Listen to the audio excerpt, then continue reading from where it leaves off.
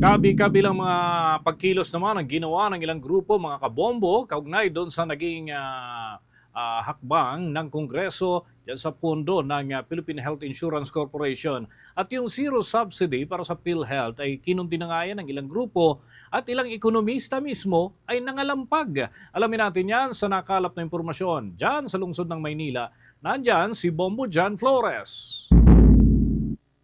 Pinangunahan ng mga grupo ng mga manggagawa ang indignation rally sa Maynila ngayong araw bilang pagkondena sa inaprubahan ng Bicameral Conference Committee kamakailan na 2025 pambansang budget kung saan binigyan ng zero subsidy ang PhilHealth. Zero budget PhilHealth, huwag pirmahan!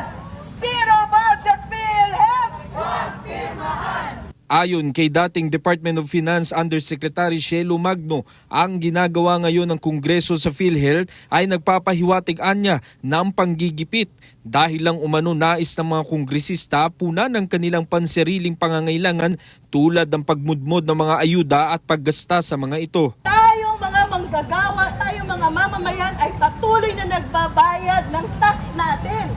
Pero patuloy naman tayong niloloko dahil yung tax na binabayad natin, imbes na ibalik sa atin sa serbisyo kagaya ng PhilHealth at maayos na edukasyon, ito ay inilalagay sa ayuda, inilalagay sa akap pampamudmod ng mga politiko, lalong-lalo na si Speaker Romualdez na walang ginawa kung hindi mag-roadshow para magpamudmod ng akap.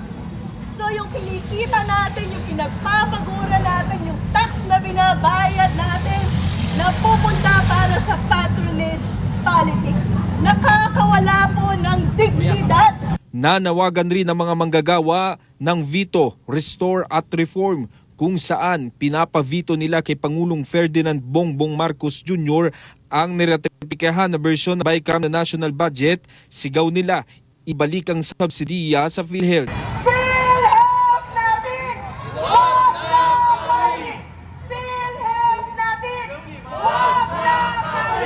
Napakadali naman ng desisyon kung ang iniisip natin ay kapakanan ng taong bayan. Pero kapag ang tinatry mo talagang gawing priority, yung kapakanan ng mga politiko at kapag nag-ingay na yung taong bayan, medyo magugulat sila.